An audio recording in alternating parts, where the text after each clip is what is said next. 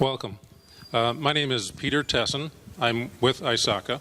And first I'd like to say thank you to the sponsors of the event. This is a wonderful opportunity to be a part of this first conference.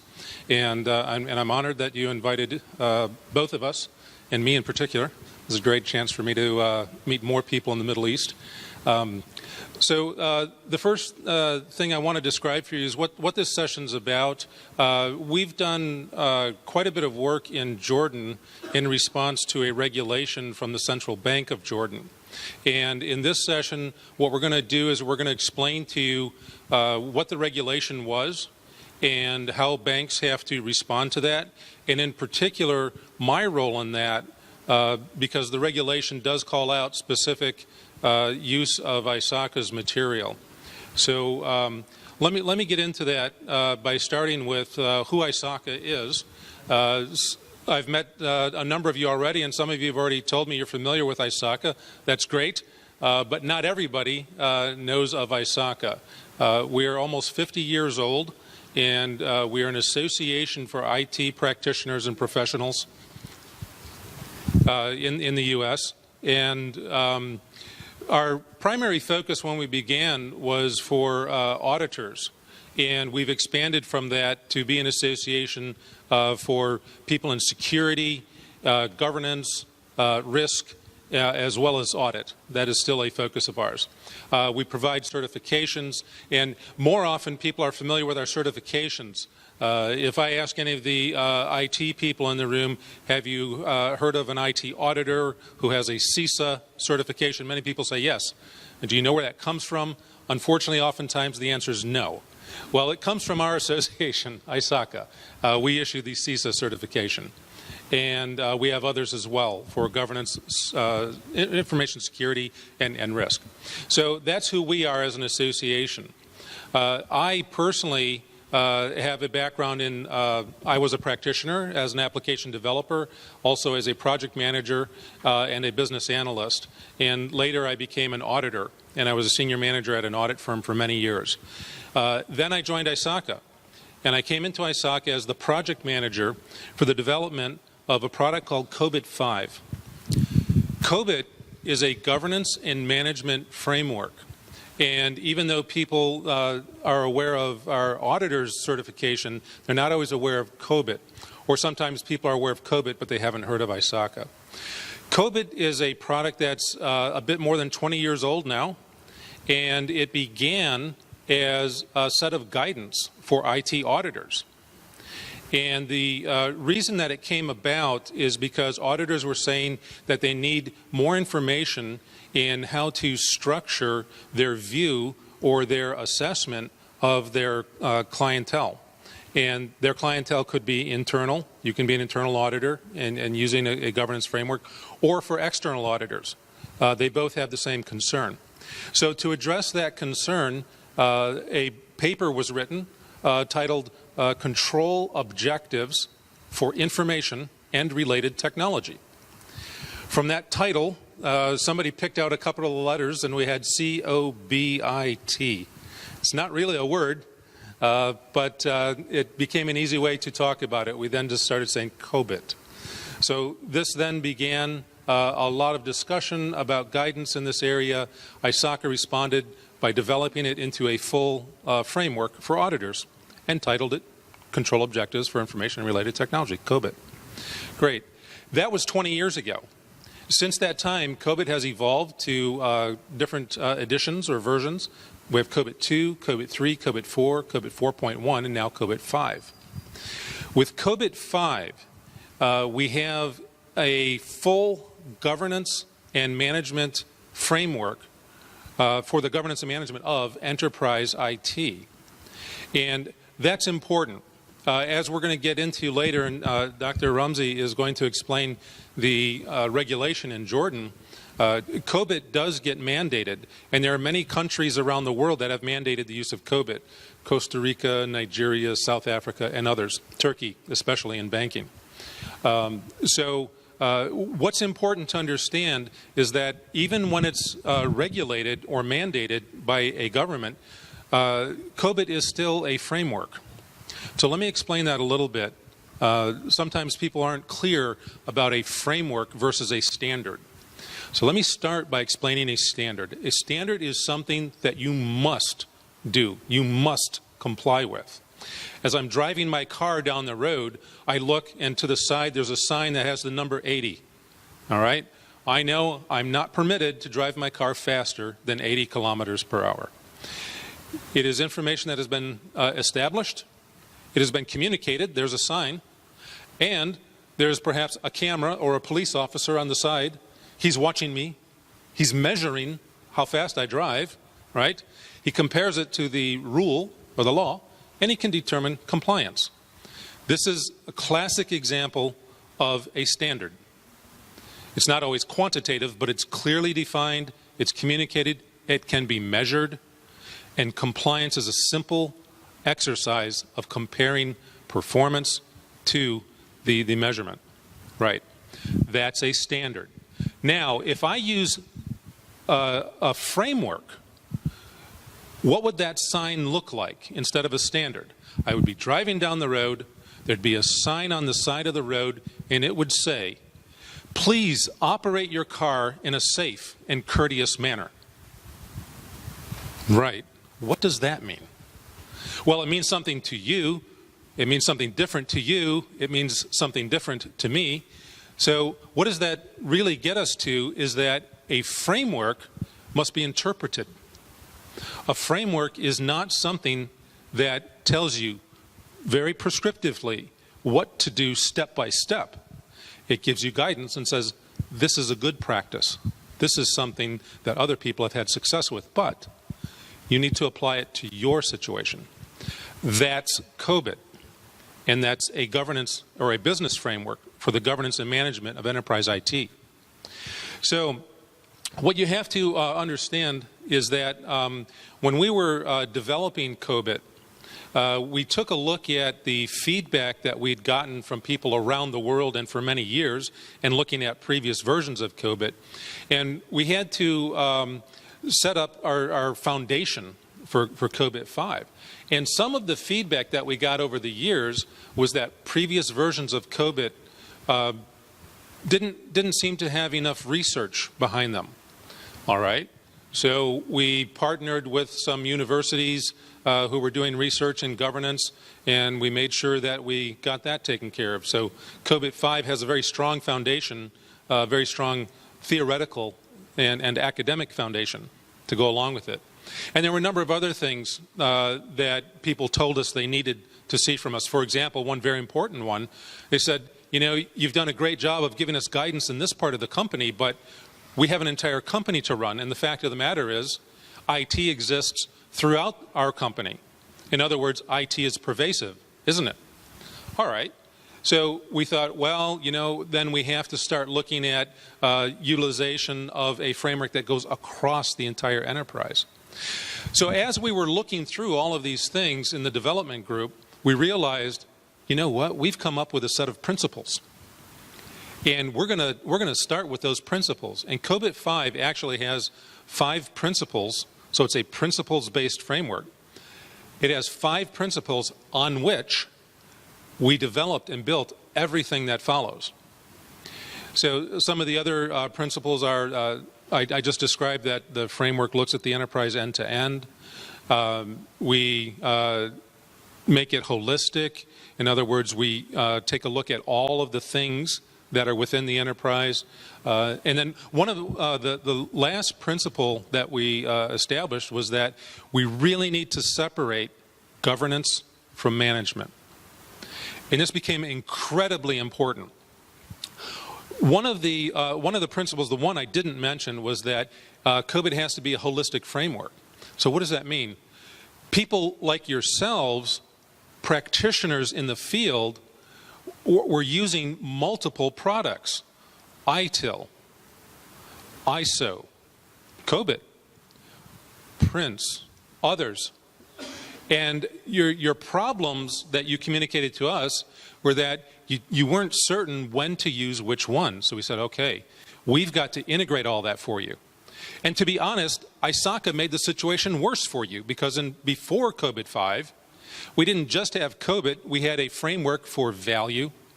It was called Val IT. We had a framework for risk. It was called Risk IT. We had another one called BEMIS, which is Business Modeling for Information Systems. And boy, did that create confusion. A lot of people in the field said to us, I have no clue when you want me to use which one. Well, the answer was, we want you to consider all of them. And honestly, that was too much to put on you. And we realized that. So with Cobit5, we gathered up all of that guidance and said, we need to make one single integrated framework that you can use. So with that, we came up with Cobit5 that starts with the notion of value and governance. Because that is the purpose of using a framework in the first place. The purpose of a governance framework is to create and deliver value to your stakeholders. So we had to define value. And I've mentioned governance a number of times. Our last principle was to separate governance from management. Now, as we were integrating all those different products, and not just ISACA products, our own products, but products from around the world, we took a look at some of the ISO standards and thought, you know, we really need to do a good job of incorporating some of these, because these are things that are recognized around the world. We didn't just want to produce our own thinking. We wanted to give you something that was already established, that people believe in, and things that we knew were successful in the marketplace. And one of the ISO standards, if you care, it's ISO 38500, doesn't matter, but that standard is about governance, and it says it's important to separate governance from management. And there's a very important reason for that. And this is really one of the underpinnings as to why Cobit was selected by the Central Bank of Jordan. And when Dr. Rmzi talks about that, you'll have a much clearer understanding. But it's important to separate governance from management, because the fact of the matter is they do different things. Governors, or people who govern, do three things. They evaluate, they direct, and they monitor. So if I'm performing governance, the first thing I do, we're not on that slide yet. The first thing I do is I evaluate the external environment that I'm operating in. Think about that for a moment. What did I just say? I just said risk and security management and security, information security, didn't I? The environment I operate in. Boy, that's full of regulation. It's full of customers. It's full of regulators. Already in governance, I have a big job to do. So I evaluate. I also have to evaluate internally. What does my bank look like? What resources do I have available? That's staff, that's computer systems, all of those things. So when I'm performing governance, I'm the general manager of this bank, and I'm performing governance, I have a lot to do just within evaluate. Okay, great. And I said governors do three things: evaluate, direct, and monitor. So after evaluation, we do direction, direct. Direct means to create tasks for management. Now that I've evaluated the external environment and the internal environment, I can say, all right, here you go. To my managers, this is what I want you to do. And I create directives for them. After they do their job, they produce results, and I receive those results, so I monitor those results. I also continue to monitor other events, changes in economic indicators, changes in regulations, etc. So these are the things that people who govern do: evaluate, direct, and monitor. All right. I said that people who govern create directives, give those directives to their managers. What do managers do? Managers plan, build, run, and monitor. Okay, what does that mean? Plan. Your management team receives the directives from governance, and they plan how to execute on those directives. Then they do it. So that's build. They build out systems. They create procedures and processes and policies. And then run. Well, this is our day-to-day business. This is business as usual. Once I've created systems and applications and infrastructure and put it in place and given work instructions to my management, they then run it. So that's execution. And then the last one I said was monitor. Management also monitors. People who do governance monitor, people who do management monitor. These are two different monitors. Management monitors what? They manage operations, how operations are going. They manage the results. They report that back up to governance. All right, so once again, governance and management of enterprise IT, it's looking at the internal and external environment through evaluation, creating directives, and then monitoring the results of those. There's our governance. And then we take those directives and we plan out what we're going to do. We build those systems and procedures. We run or execute on those, and then we monitor our results. So that is governance and management of enterprise IT. Now then, I said that the purpose of using a framework is to create and deliver value to your constituents. Your stakeholders are your constituents. When you determine who your constituents are, the easiest place to start is to ask who owns the enterprise. Owners are the primary stakeholders, but they're not the only ones. I mean, if we're running a bank, well, the Central Bank of Oman is one of our stakeholders, aren't they? Sure, they certainly are, because they have keen interest in what we're doing and directly influence things that we must do. We have to comply. So they are a stakeholder, but they're not the only ones. So look at your ownership, look at regulators, and identify who your stakeholders are. Once you know who your stakeholders are, what we need to do is determine what they need from us. In other words, a set of requirements. This is a requirement of using a framework. Establish the requirements of your stakeholders. I've said it a couple times, and I love repetition, so you're going to hear it again. What is the purpose of using a framework? To create and deliver value to our stakeholders. What is value? Well, you can have your own answer, but tell you what, we provided one for you. So value is three things according to Cobit5. First off, it is benefits realization. So we need to ask the question, are we giving our stakeholders the benefits that they've asked for and that they now expect to receive? And those benefits are production of products, output, financial returns, management of risk, et cetera, whatever the benefits are that have been described. One of the things they might ask for is financial transparency. That could be a requirement from our stakeholders. Great. So we have to show we're delivering financial transparency. That's benefits expectation or realization.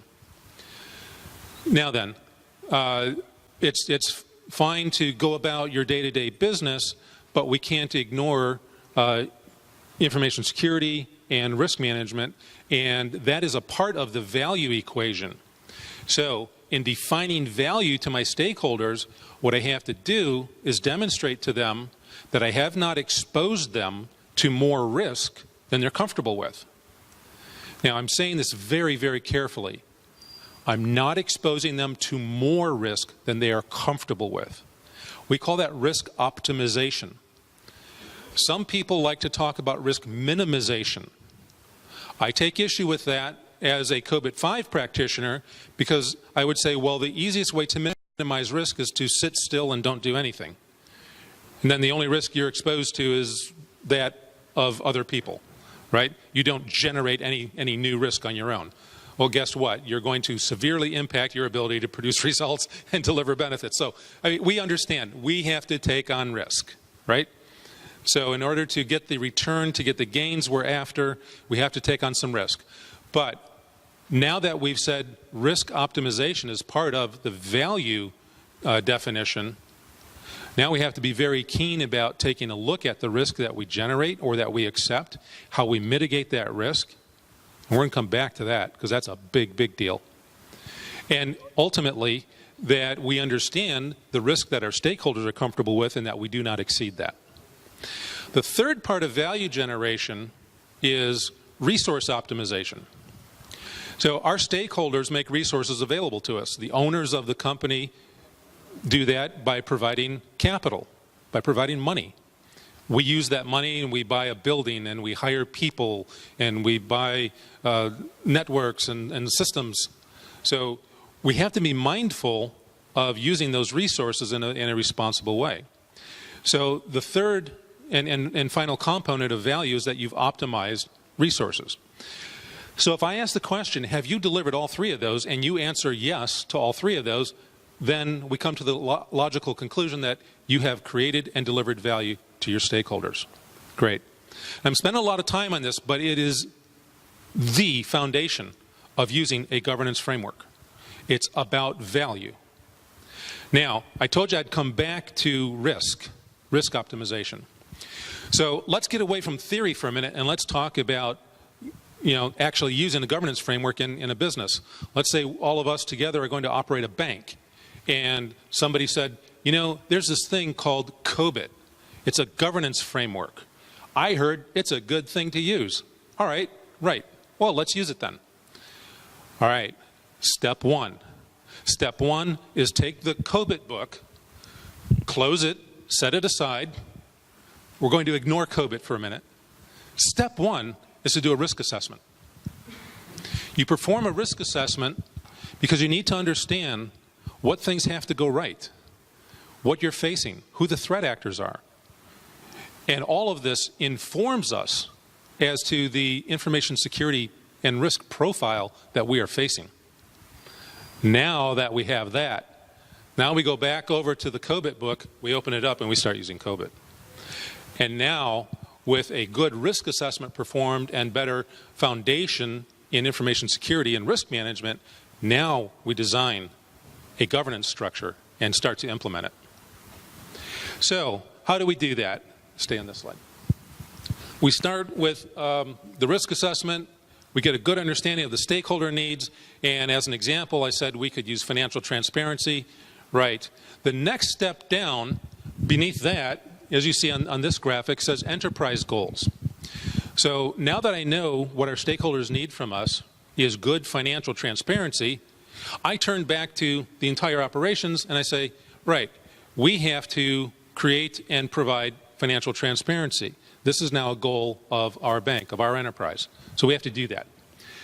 What that cascades down to is some specific IT-related goals.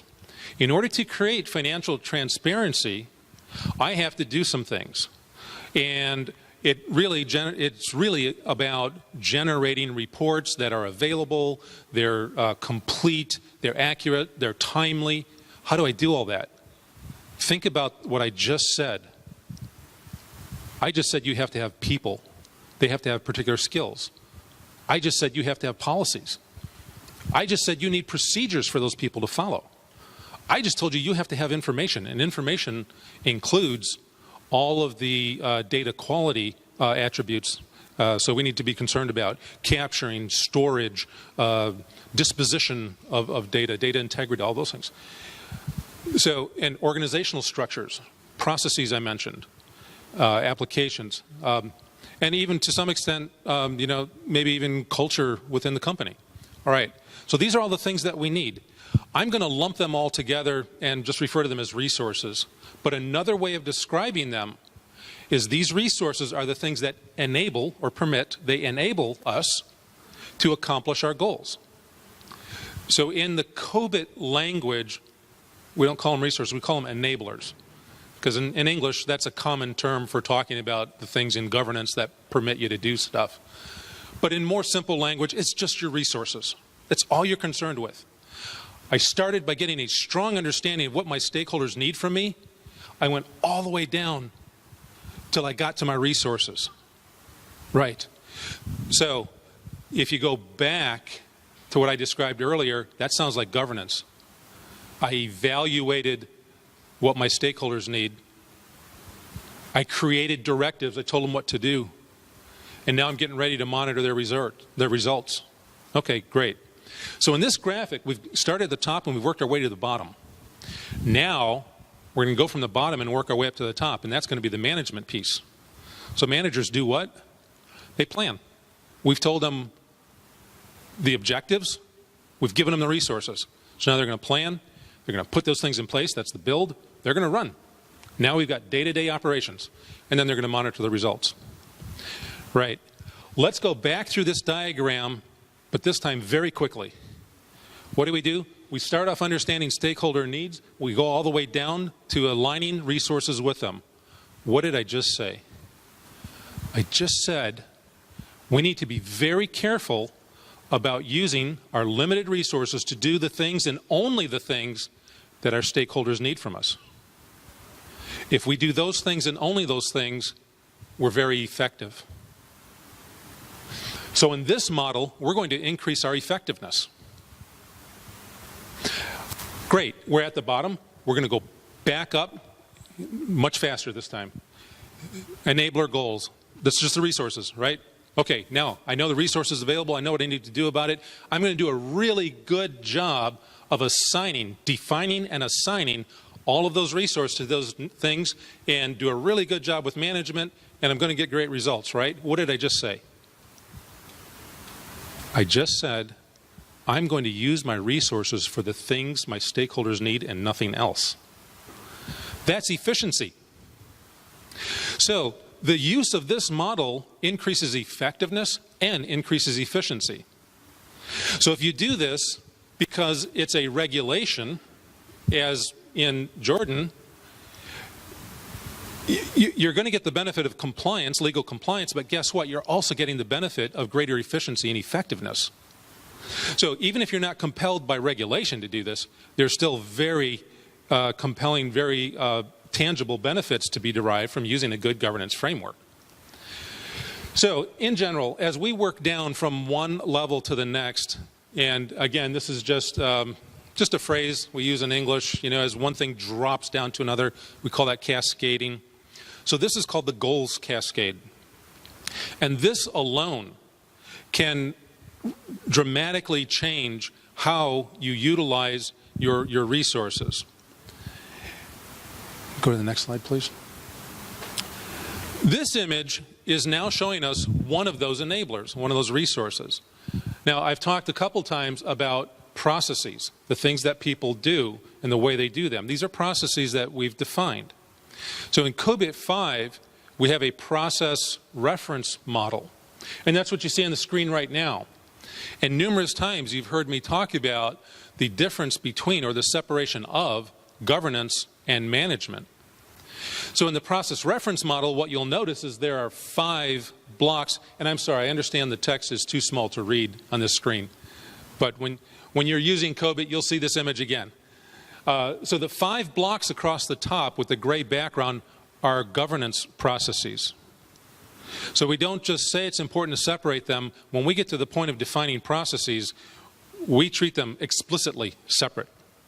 So we've got 5 governance processes, and then with blue background, we have an additional 32. Those are the management processes. So here's the first time that you see it, that it's visual, the separation between governance and management. So then what you do from here is you've got your goal of financial transparency, let's say, and you need to go through and choose which one of these processes help me out with that. And then we have deep guidance, detailed guidance on how you work those out. So that's a lot. Hey, that's a governance and management framework. You just got it in 10, 15 minutes. If I showed you all of the books that make up all the material I just described for you, I'm not exaggerating to say it's that tall. It's that tall a stack of books. So there's a lot of material. It has a lot of content. It's very deep. By the way, several of those books within that set have been translated into Arabic. And if you go to isaka.org, you can freely download the very first one, which is the framework, which describes the entire portfolio. And that book is available in Arabic, and that is a free download. You don't have to be a member of ISACA. You can go to isaka.org, look for Cobit5 framework, and that is available in English and Arabic. What I'd like to do right now is introduce Dr. Rmzi, and he can tell you a little bit more about the specifics of us actually applying Cobit to Jordan. Thank you, Dr. Rumsey. Okay, thank you very much. This is working. Hello. I would like to thank you for having us here. I would like to thank the sponsor and organizers and everybody. I have worked in the past 14 years as cybersecurity specialist, delivering over 140 projects in GCC and the MENA region. And I would like to draw your attention to the fact that Cobit is much concerned about information security, and mainly it speaks about the integration of cybersecurity operations into the organization information security management system. As Peter just said, that Cobit is it's a governance and management framework. Cobit also much concerned with minimizing or optimizing the risk through the operations. When it comes to managing the security or managing the security services, Cobit operates as a single integrated framework, which will allow the banking industry not to start from the scratch. So if you are, for example, ISO 271. You are ISO certified, or you are PCI DSS, which is more relevant to the topic of the conference, e-payments. If you are certified with the payment card industry data security standard, then Cobit will be the additional or the single umbrella that will help you to consolidate all the security operations that you are conducting to secure this eco-payment systems within the scope. I would like to share with you our experience with the Central Bank of Jordan. Basically, in October 2016, the Central Bank of Jordan has mandated all the banking industry in Jordan to comply with Cobit5. And the mandates come out as they treated Cobit as a standard, not as a framework, as Peter just said. So the main benefit of Cobit5 is to be flexible. It is a framework, but unfortunately in Jordan we use it as a standard. So whenever it comes to the goals that Peter just explained and the enterprise goals, every organization has a chance to select their enterprise goals and then cascade this enterprise goals to an IT goals. But the mandates come out with enforcing everybody to comply with the 17 enterprise goals that are published in the Cobit publication. This is the 17 IT goals and the 37 processes. Also, the timeline for the implementation was very challenging. They are enforcing everybody to reach level 3, which is Cobit has 5 levels from 0 to 5. It shows the capability of each process. For example, level 0 is incomplete process, level 1 is a performed process, level 2 is managed process, etc. So the central bank enforced everybody to reach level 3 within 18 months from last October, and to reach level 5, which is optimized level, within 36 months from the date of publications. In addition to mandating the 17 enterprise goals and 17 ID goals and the levels, a minimum set of policies and procedures has been requested to be established within the bank, within the banking environments. Every bank is requested to have an information security management system policies and procedures covering the scope, which speaks about the payment applications, payment systems, payment infrastructure component, firewalls, intrusion prevention systems, whatever systems in place to secure these payment systems. In addition to the policy scope, the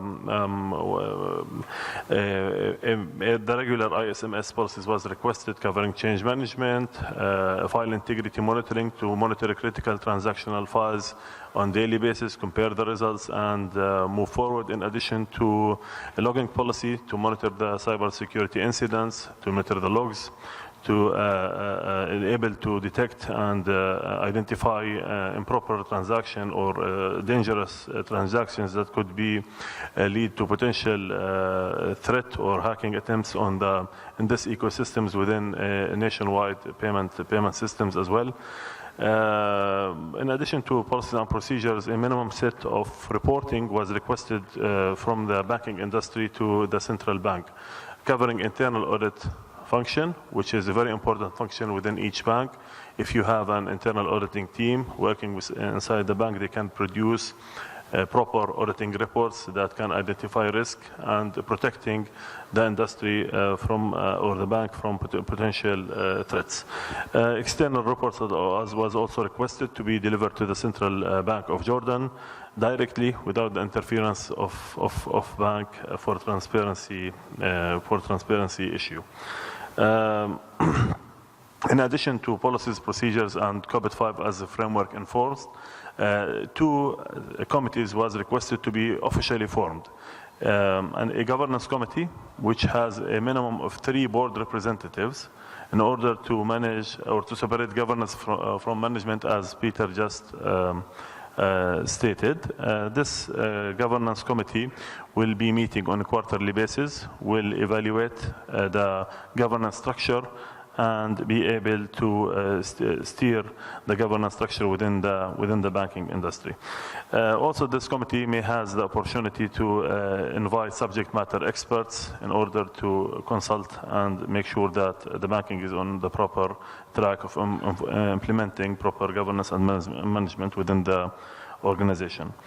The second committee that the regulations was speaking about is a lower committee, which is a steering committee. Basically, members of this committee can be the head of internal audit, head of risk, head of compliance, the IT for sure, and they are conducting the people that conducting the regular management activity. So by establishing these 2 committees, we are separating the governance from management and moving forward with establishing a framework as Cobit mandates and also the central bank. We have contacted ISACA last July, as this is a challenge for the banking industry to reach such high levels of conformity or compliancy with the regulations, and we built an advisory program for the banking industry. We took here in this presentation a case study of 7 banks. We have conducted the Cobit5 assessment covering preparation for the audit, from gap assessment, building the compliancy roadmap, capability assessment, and delivering an added value results of all the gaps that the banks has and how far or near they are from compliancy with Cobit5 regulations. The assessment was done based on ISO 15504, which is the standard that Cobit used to conduct the assessment. So if we want to say that managed security or managed security services, for example, of Cobit processes are at level 1, which is perform the process, this is conducted based on the PAM, process assessment module. Every process has an output, has activity that the banking team are conducting, and obviously it produced output. So our judgment on the audit, or by using the PAM or ISO 15504, is by auditing the activity that the teams within the bank are conducting to check the accurate level that the bank has achieved in this area. The assessment started by a preparation phase, which is, we call it the initial consultancy phase, where we try to build an assessment plan. We try to gather data about the bank context, the products, the services, what obviously they are offering to the market, and how they are structuring their products. In addition to that, we define the teams that are engaged within this assessment from the bank side and from the consultancy and the ISACA side. In addition to that, we do scoping, which we defined the owner, the business owner, and the technical owner of each process. When it comes to, for example, the IT management framework, definitely the business owner will be the IT. When it comes to manage risk, definitely the risk will be the owner of this process. So it's very crucial when conducting an assessment to define the technical and the business owner in order to conduct a proper assessment. And also We did several briefing for the committees, the steering committee, and for the governance committee, and for different departments, in order for them to be aware about Cobit and what does Cobit mean and how we can move forward. Then the assessment started. We did interview with the majority of stakeholders within the assessment. We did requested a lot of evidences, around thousands of evidences from each bank was requested to be reviewed on site in order to put a proper judgment and conduct a proper ISO assessment. Then an attribute rating based on the ISO also 15501 was conducted to determine the level. All the results was tied together in a final assessment report and was presented to the board of directors, to the central bank, for each bank individually about the rate and the level that they are standing on, obviously. I would like to also right now to give Peter the mic, and where he will explain more about the assessment results. This is a real case study of 6 big banks, and we can see here the levels of achievement from this case study, where obviously the bank can take advantage into enforcing proper governance and management. Please, Peter. Thank you, Dr. Rmzi. In performing an assessment, as Dr. Rmzi explained, there are many things that I would describe as mechanical. You have to, as Dr. Rmzi just explained, you have to get the right people. When I'm looking at particular processes, I have to understand, who do I talk to? For example, we have a process called managed security. Well, who do I talk to for that? Do I have a security manager? If not, I bet those functions are being performed, but who's doing it? So let me think about this. Or manage knowledge. This one's not as easy to understand right away. But think about this for a moment. As I go to work and I learn more about my job, I'm accumulating knowledge. Now, if I leave the company or transfer to another department, our company has lost some knowledge. So how do we take individual knowledge and expand it and make it institutional knowledge? We talk about that in the managed knowledge process. Who are you going to talk to when you want to get into that? Oftentimes we find ourselves talking to human resources. So, security can happen in many ways and in different places. So even though, as Dr. Rmzi, rightly called out, you have to identify the right people, it takes a bit of professional judgment to do that. And that's why one of the things that we emphasize is that your assessments, where Cobit is concerned, be performed by qualified assessors. And by qualified, what I really mean is certified, a certified assessor. The path to becoming a certified assessor is a bit long. You have to demonstrate relevant process-based work experience for a number of years. You have to take the Cobit5 foundation exam. At the end of that exam, there's an optional, course, Cobit5 Foundations course. At the end of that course, there's an optional exam. If you want to become a certified assessor, you must take that exam. Then there's also the assessor course, and again, that has an optional exam. But if you want to become a certified assessor, you must take that exam. And these courses are not easy. These exams are not easy. Getting the years of process-based work experience is not easy. But that is important, and we emphasize that because doing these very things that Dr. Rmzi just described really depends on the quality of your professional judgment in being in that situation and assessing.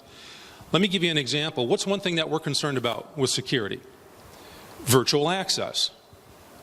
If there are any IT auditors in the room, what's one of the things that you always test? Access to programs and data, right? One of the things that we look at in that area, there's a review of super user access to critical systems. Fine. Tell me, do you do that? And you might say, well, yeah, I have a fellow on my team, his name is Karim. He does that every Wednesday. Okay, that's good to hear.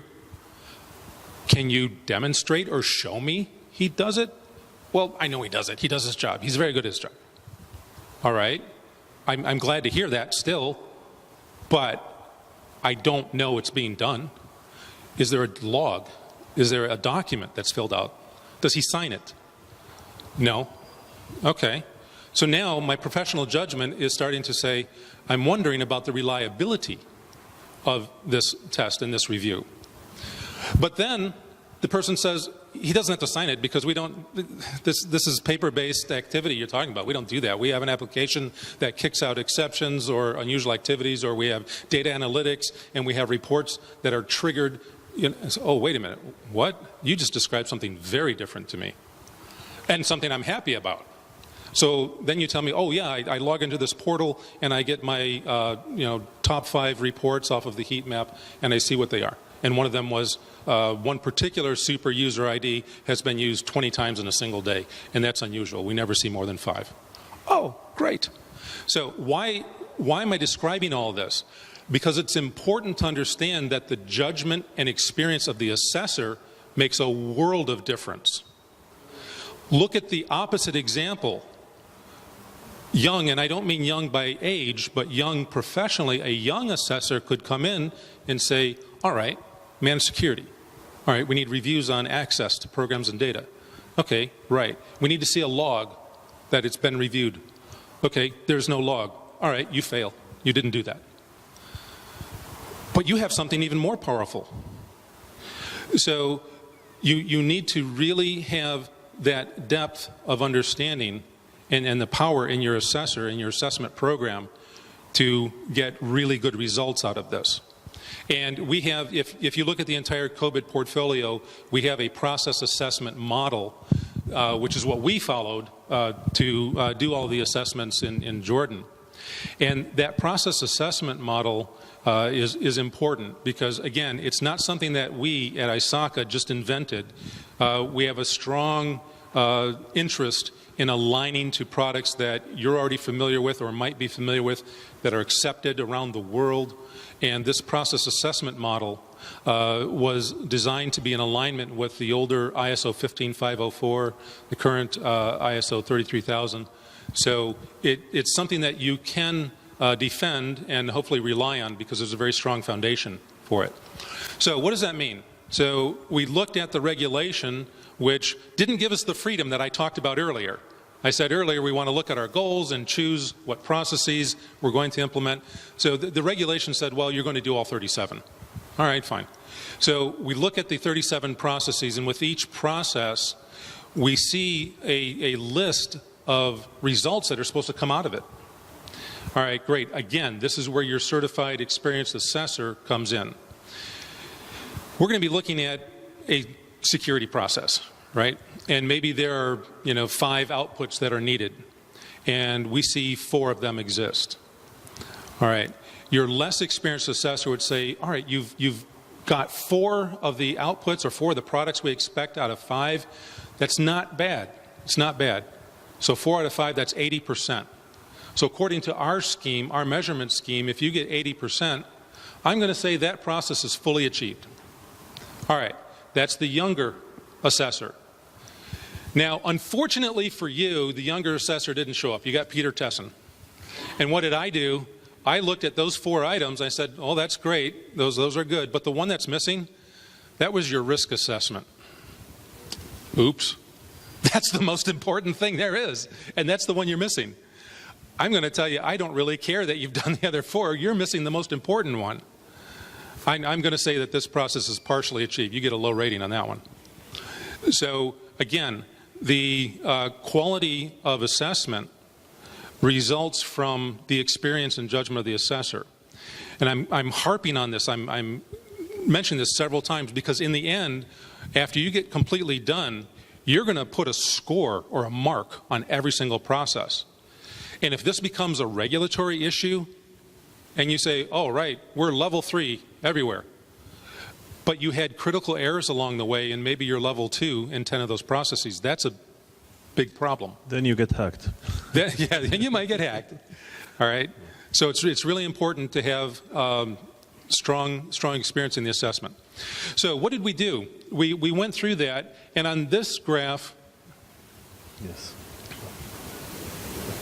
On any one of these graphs, by the way, these are real results. We've stripped the names off of the banks and just put generic names on them. But these are real results from assessments that we've performed. And as you go across, one of the things that stands out is that you tend to see evenness. Usually there aren't individual processes that are much higher or much lower.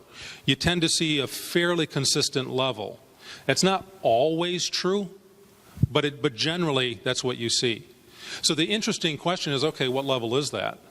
You know, I will talk about a particular bank being generally a level 1 or generally a level 2. And this is why, because you'll see this evenness across the results.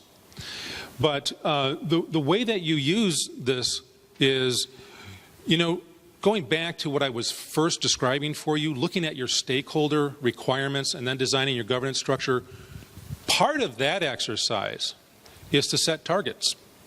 Now, in Jordan, we had targets given to us. As Dr. Rmzi explained, the Central Bank of Jordan said, in 18 months you will achieve level 3. 18 months later you will achieve level 5. So those were targets that were set. So now you use the actual results from your assessment, you compare it against the targets, and hopefully you're at your target level in some cases, but you look at the ones where you have the largest gap. That's what you're going to start working on tomorrow. Right away, right? That's pretty clear. So that's how you use that. So you get your targets from the early work you do in defining your governance structure, and then you come back to the assessment results, and every place you have a gap, you write out a compliance roadmap for yourself. In other words, very specifically, what needs to change, what needs to happen in order to increase the level of assessment. Now, once you've done all of that, you will have accomplished something that I haven't mentioned yet, and this is another benefit to using a framework.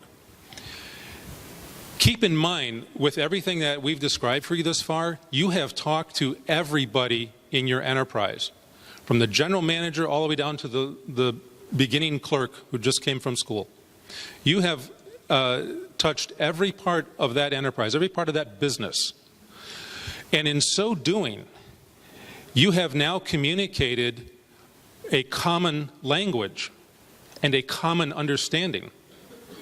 6 months from now, when I go to a business process owner and I start talking about looking for evidentiary material and the existence of work products in support of APL 13 managed security, that's not some strange language.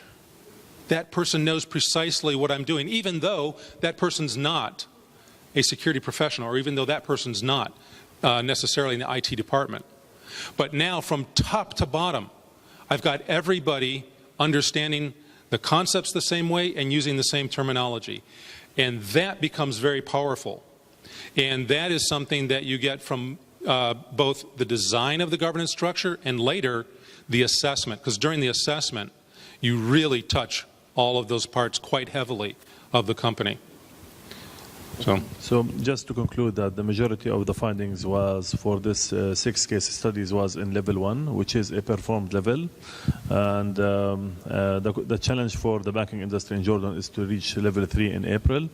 And also taking into consideration that they have to complete the 37 processes and 17 enterprise and IT goals.